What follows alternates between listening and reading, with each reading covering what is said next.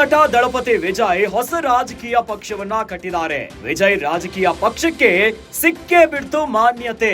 ಕೇಂದ್ರ ಚುನಾವಣಾ ಆಯೋಗದಿಂದ ಮಾನ್ಯತೆ ಲಭಿಸಿದೆ. ಮಾನ್ಯತೆಯ ಸಂಬಂಧ ಆಯೋಗ ಅಧಿಕೃತ ಘೋಷಣೆಯನ್ನ ಮಾಡಿದೆ.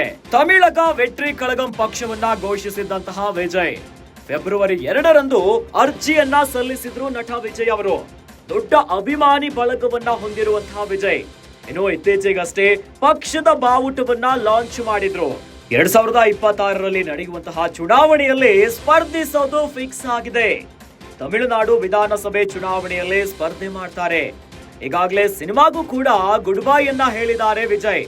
ಇನ್ನು ಮೊನ್ನೆಯಷ್ಟೇ ಬಿಡುಗಡೆ ಆಗಿರುವಂತಹ ಗೋಟ್ ಅವರ ಕೊನೆಯ ಸಿನಿಮಾ ಆಗಿದೆ. ತಮಿಳು ರಾಜಕೀಯ ರಂಗದಲ್ಲಿ ಹೊಸ ಅಲೆಯೊಂದನ್ನ ಎಬ್ಬಿಸಲಿಕ್ಕೆ ತಮಿಳು ನಟ ದಳಪತಿ ವಿಜಯ್ ಸಿದ್ಧವಾಗಿದ್ದಾರೆ. ವಿಜಯ್ ರಾಜಕೀಯ ಪಕ್ಷಕ್ಕೆ ಈಗ ಸಿಕ್ಕೇ ಬಿಡ್ತು ನೋಡಿ ಮಾನ್ಯತೆ. ತಮಿಳು ನಟ ದಳಪತಿ ವಿಜಯ್ ಹೊಸ ರಾಜಕೀಯ ಪಕ್ಷವನ್ನ ಕಟ್ಟಿದ್ರು. ಇನ್ನು ವಿಜಯ್ ಕಟ್ಟಿದಂತಹ ರಾಜಕೀಯ ಪಕ್ಷಕ್ಕೆ ಸಿಕ್ಕಿದೆ ಈಗ ಮಾನ್ಯತೆ. ಕೇಂದ್ರ ಚುನಾವಣಾ ಆಯೋಗದಿಂದ ಮಾನ್ಯತೆ ಲಭಿಸಿದೆ. ಈ ಸಂಬಂಧ ಆಯೋಗ ಅಧಿಕೃತ ಘೋಷಣೆಯನ್ನ ಮಾಡಿದೆ. ತಮಿಳಗ ವೆಟ್ರಿ ಕಳಗಂ ಪಕ್ಷವನ್ನ ಘೋಷಿಸಿದ್ರು ವಿಜಯ್. ಫೆಬ್ರವರಿ 2ರಂದು ಅರ್ಜಿಯನ್ನ ಸಲ್ಲಿಸಿದ್ರು. ಇನ್ನು ವಿಜಯ್ ಅಂತಂದ್ರೆ ದೊಡ್ಡ ಅಭಿಮಾನಿ ಬಳಗವನ್ನ ಹೊಂದಿದ್ದಾರೆ. ಸಿನಿಮಾ ಕ್ಷೇತ್ರದಲ್ಲಿ ತಮ್ಮದೇ ಆದಂತಹ ಛಾಪನ್ನ ಮೂಡಿಸಿದ್ರು.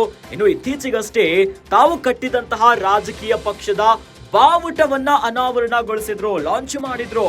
ಈ ಮೂಲಕವಾಗಿ 2026ರಲ್ಲಿ ನಡೆಯುವಂತಹ ಚುನಾವಣೆಯಲ್ಲಿ ಸ್ಪರ್ಧೆ ಮಾಡೋದು ಫಿಕ್ಸ್ ಆಗಿದೆ. ತಮಿಳುನಾಡು ವಿಧಾನಸಭೆ ಚುನಾವಣೆಯಲ್ಲಿ ಸ್ಪರ್ಧೆ ಮಾಡ್ತಾರೆ. ಈಗಾಗಲೇ ಸಿನಿಮಾಗೂ ಕೂಡ ಗುಡ್ ಬೈ ಯನ್ನ ಹೇಳಿದ್ದಾರೆ. ಮೊನ್ನೆಯಷ್ಟೇ ಬಿಡುಗಡೆ ಆಗಿರುವಂತಹ ಗೋಟ್ ಸಿನಿಮಾ ವಿಜಯ್ ಅವರ ಕೊನೆಯ ಸಿನಿಮಾ ಆಗಿದೆ. ಈ ಮೂಲಕ 2026ರಲ್ಲಿ ನಡೆಯುವಂತಹ ತಮಿಳುನಾಡು ಚುನಾವಣೆಯಲ್ಲಿ ವಿಧಾನಸಭೆಯ ಚುನಾವಣೆಯಲ್ಲಿ ಸ್ಪರ್ಧೆ ಮಾಡೋದು ಫಿಕ್ಸ್ ಆಗಿದೆ.